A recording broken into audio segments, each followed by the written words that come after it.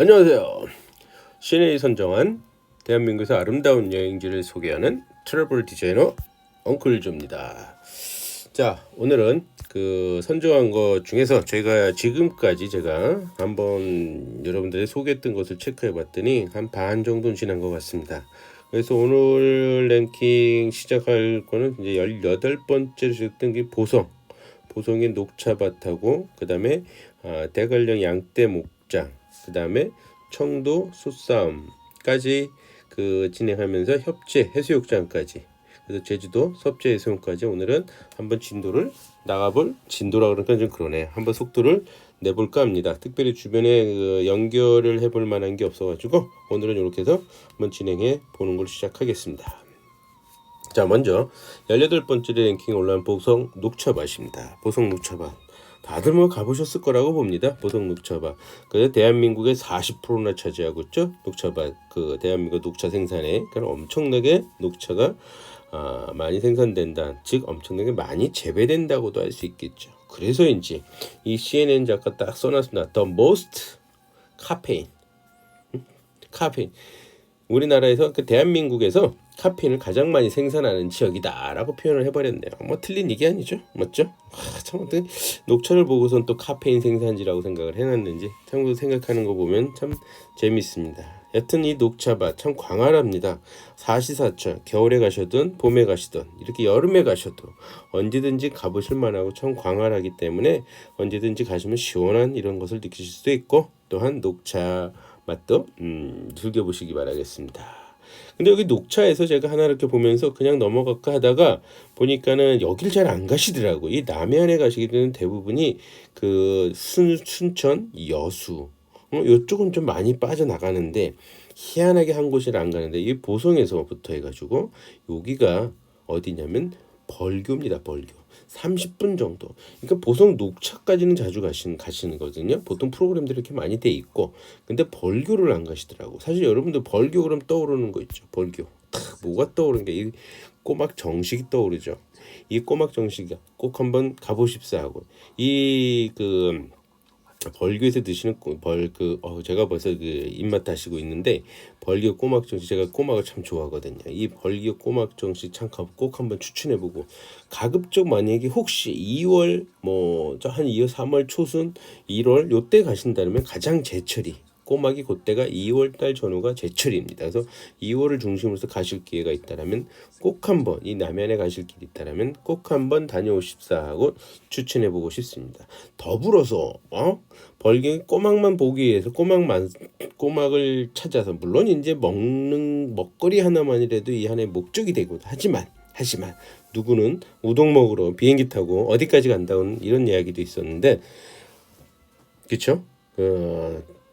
벌기에 가시면 이 꼬막만이 아니라 또 보너스가 있죠. 문학여행을 갖다 하실 수가 있어요. 조정래, 역시 한때 이 책을 안 읽으면 거의 손가락질까지, 딸을 당할 때까지도 있었던 시절이죠. 태백산맥. 그래서 조정래의 태백산맥 문학관이 벌교에 있습니다. 그래서 그 태백산맥의 배경이 됐던 현부자네 집, 김보의 집, 소아의 집, 소아다리 부영교라 그러죠. 노래까지 부영교 있는 거 아시죠? 남도여관, 보성여관으로 돼 있는데 이것이 거기 다 있어요.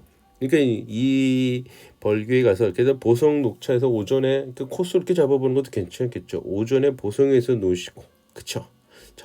보성에서 노시고, 그 다음에 벌교로 와서 이 벌교의 문학여행을 하면서 요때 이제 이 5일장에 딱 맞춰서 간다면 점심을 이 눈요기도 좀 하시면서 먹거리로서 이 칼국수, 보통 보면은 저기 벌교 5일장 열리는데 바로 입구에 있거든요. 가서 가지고 팥칼국수 정말 맛이 좋습니다. 팥칼국수 딱 점심 드시고, 그 다음에 벌교를 갔다가 관광을 한 바퀴 오후에 쫙 도시면서 문학여행 혼자서, 혹은 옛날에 문학소녀 혹은 문학 그런 기분을 한번 내실 수 있는 곳이지 않을까 싶습니다. 그래서 벌교 저녁 때 이제 꼬막으로 드시고, 그쵸? 자, 다음에 19번째 이제 불국사. 이거야 저번에 했었으니까 가볍게 넘어가죠. 사시사철 언제든지 봄에 가셔도 가을에 가셔도 겨울에 가셔도 참 좋은 곳이 불국사시죠. 다음은 이제 20번째 대관령 양떼 목장으로 넘어왔습니다. 대관령 양떼 목장. 여기도 물론 이제 여기도 여름이고, 여름에도 시원해서 좋고, 겨울에도 또한 눈 설경 정말 괜찮죠? 보시면 좋을 듯 싶습니다. 근데 이 대관령 양떼 목장의 그 주석을 달아놓은 거면 좀 재밌어요. 이렇게 겨울 이미지를 올려다 놓고 CNN에서 The lamb are there. 양이 있대요. 근데 우린 자세히 보고 있지 않다. 그렇게 써놨네요. You are just not looking closely. 그렇죠? 참 이 양이 이렇게 많은데 겨울 사진을 놓고 양이 없다고, 양을 못 보고 자세하게 안 보고 있다고 그러고 있네요. 참 정말 양 많죠. 대관령 여기 가서도 정말 여러분들의 눈을 시원하게 해주는, 마음이 탁 트이게 해주는 이런 곳이죠. 그래서 우리가 동해안 쪽으로 강원도 쪽으로 여행을 이렇게 잡게 된다라면 빠지지 않는 필수적인 곳이지 않나 싶습니다. 그래서 여기 가셔서 맛있는 양고기도 좀 드시고, 그렇죠? 그 다음에 후식으로 다이어트 중에서 봉평 막국수, 비빔 막국수도 함께 드시고 이런 코스도 한번 잡아보시는 것도 괜찮지 않나 싶습니다. 그래서 대관령 양떼 목장, 나중에 제가 저 후순위에 보게 되면은 그 태백산 그 설경도 있는데 그거와 더불어서 이게 또 이쪽에서 보실 만한 한 테마를 하나 정해서 한번 소개를 한번 해드릴까 싶습니다. 자, 근데 여기서 우리가 이제 양떼 목장에서 놀고 잘 즐기시고 맛있는 양념 요리 드시고 그다음에 어디 가냐? 그 근처에 보면 평창에 자생식물원이라고 있어요. 여기가 그렇게 많이 알려져 있지는 않습니다. 잘 알려져 있지는 않죠. 여기 자생식물원인데 왜 알려지는, 홍보를 그렇게 안 하거든요. 그리고 여기는 순수하게 대한민국에 있는 식물들만 심어 놓습니다. 대한민국에서 자라는, 대한민국 씨가 거기 있는 그런 것만 자라는데 여기가 그러다가 어느 날 갑자기 작년 쫙 퍼졌죠. 많이 알려지기 시작했습니다. 그러다만 많이 찾아가시는데 아직도 안 가보신 분이 계시다라면 꼭 한번 들려보시죠. 이 장면 기억나실 겁니다. 이게 바로 여기 있는 겁니다. 여기에 있습니다. 그래서 여기서 이 장면이 더 이상 설명은 안 해드리고, 다만 분명히 아셔야 되는 건 동절기는 운영하지 않습니다. 여기는 동절기는 운영하지 않고 국산식물원이라고 칭해서 대한민국에서 자랐던 그 식물만 있다라는 거 참고하셔서 한번 다녀오시면 전혀 색다른 맛, 그 화려한 난이라든가 이런 거 없어요.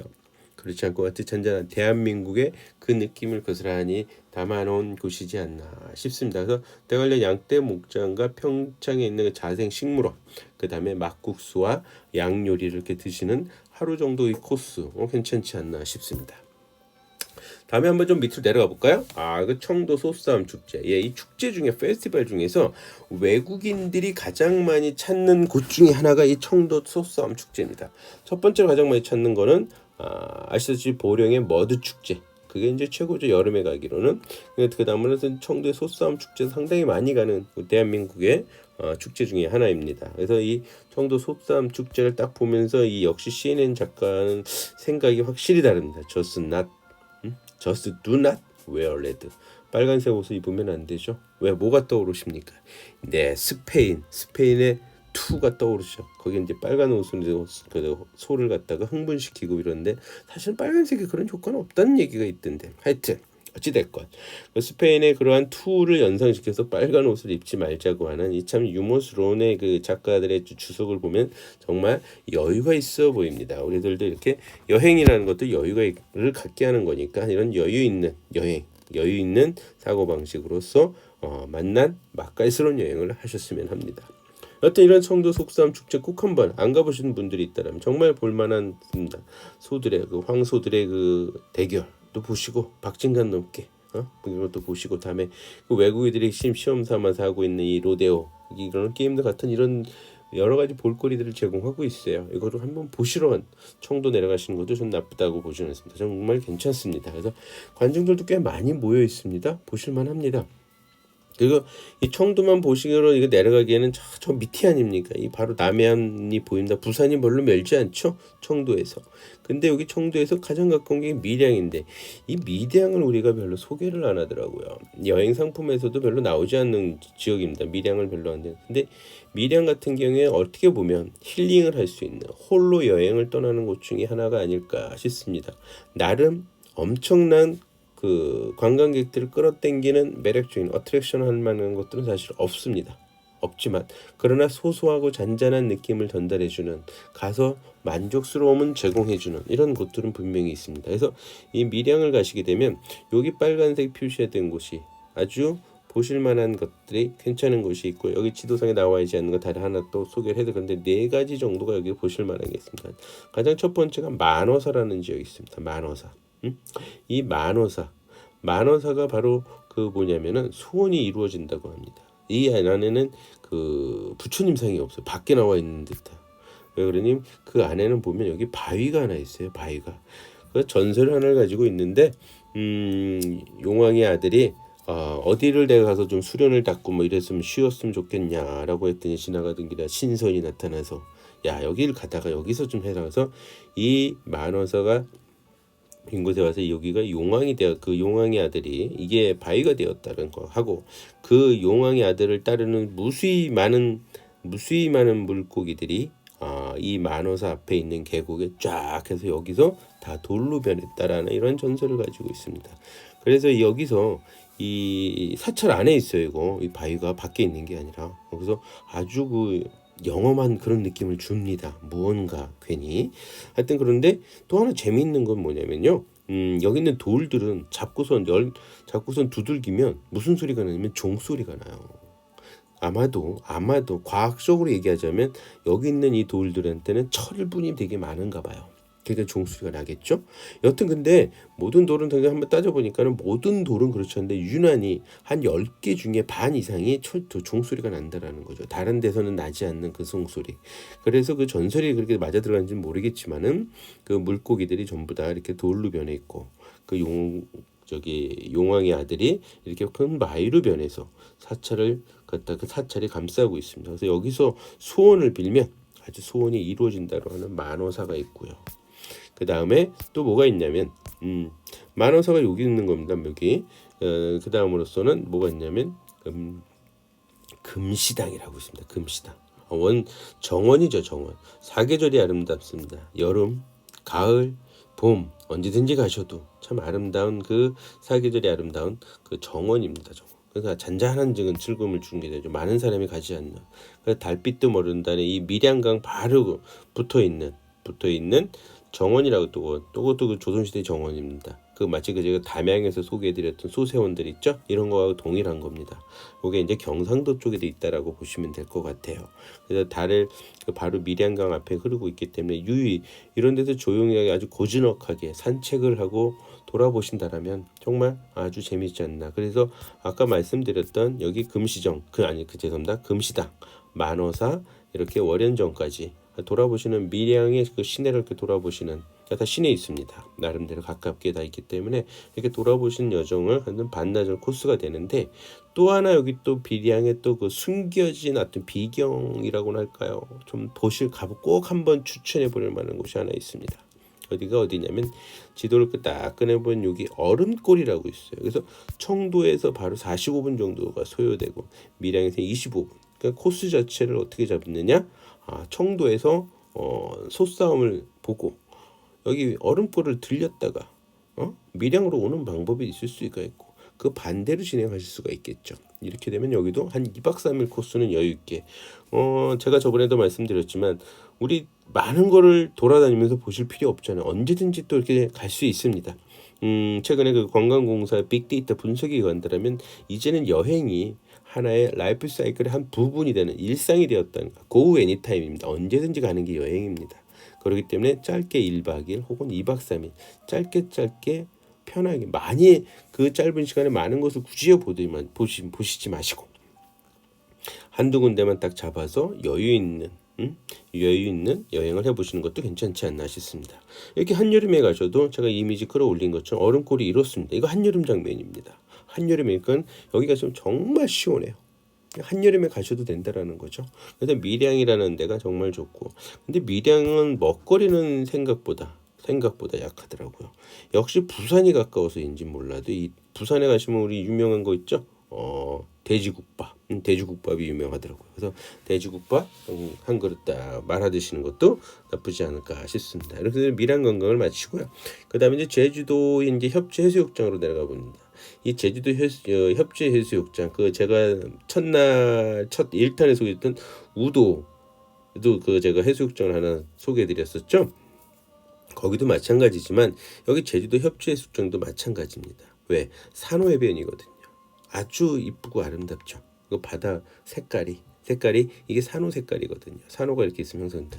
아니나 다를까 CNN에선 주석을 달아놓기는 뭐라고 달아놨냐면은 세븐 뉴 원더라는 게 있습니다. 전 세계적으로. 그래서 전 세계적으로 이 세븐 뉴 원더 아주 그 7가지 새롭게 경이로운 어떤 그 풍경을 가진 리스트를 맨날 선출을 해요.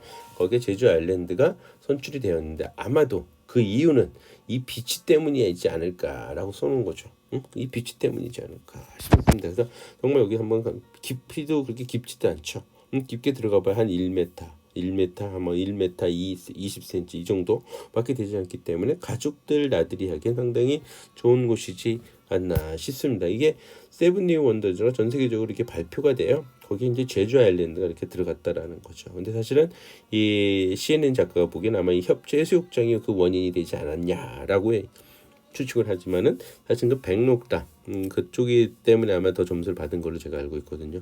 그거를 제가 또 어디 가서도 봤었냐면은 몇 년 전에 그 아프리카를 갔다 왔는데 아프리카에서 그 제주 아일랜드가 돼 있다는 걸 보고 여기 이게 아프리카의 그 남아공에 있는 테이블 마운틴이에요. 그 옆에 보면 제가 그 뉴 원더라고 써 있죠. 여기 옆에서 제가 사진 하나 찍었는데 그 바로 옆에 이제 제주도도 같이 7가지가 선정되어 있는 게 보길래 그때 저도 그 수년 전에 요때가 한 10년 전 된 것 같네요.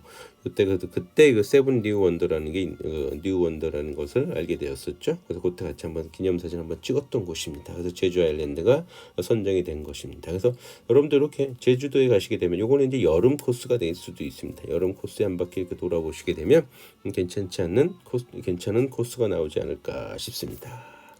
그러면서 제주도에 보시게 되면 제가 제주도를 며칠 전에 갔다 왔어요. 며칠 전에 이제 한 3, 4일 됐네요.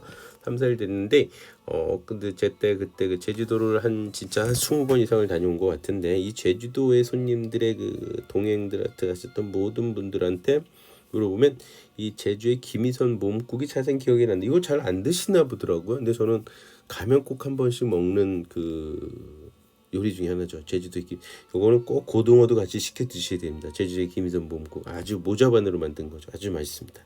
그다음에 이제 연밥 정식. 제주도에 가서 옛날에 무거운 거면 그 흑돼지 뭐 바베큐 이런 거 마시고 이렇게 그 몸국이라든가 연밥 정식 정말 그 산채나무 그다음에 보말 정식이나 보말 칼국수 같은 거 드시고 그다음에 동문회 그 제주 동문회 야시장도 한번 훑어보시는 먹거리도 충분히 괜찮지 않나 싶습니다. 여름에 이제 야시장 가시면 정말 그 밤에 출출할 때 아주 좋습니다. 이런 식으로 해서 또한 제주도도 따뜻한 날씨에 가실 때 이런 투어를 맞춰보시는 것도 협재 해수욕장까지 다녀오시면서 이런 코스를 제가 제주도는 툭하면 당일도 갔다 오는 경우가 종종 있습니다. 저는 요즘에 그 아시다시피 숙소는 아예 필요 없고 비행기 아침에 일찍 갔다가 저녁 때 오시는 그러면서 이렇게 야시장도 들렸다가 올 수 있는 그 다음에 렌트카도 정말 저렴하죠. 근데 하루 코스 제주도 이렇게 다녀오는 당일 코스도 괜찮지 않나 싶습니다. 자, 그 다음에 이제 요거 이제 경주 안압지인데 23번째 경주 안압지가 돼 있더라고요. 이 경주 안압지는 일전에 경주 보문정함에서 다 말씀드렸죠. 그래서 간단하게 이거는 넘어가시죠. 보니까는 겨울에 찍은 사진인데 언제 어디서든지 연꽃이 마치 있을 것 같다고 하는 거. 제가 그래서 이 안압지라고 하지 마시고 동궁과 월지라고 이제는 알고 계시고 그 야경이 정말 아름답기 때문에 꼭 야경을 보고 오십사라고 다시 한번 강조드리는 바입니다. 자, 오늘 하루도 제 얘기를 들어주셔서 감사합니다. 편안한 하루 되십시오.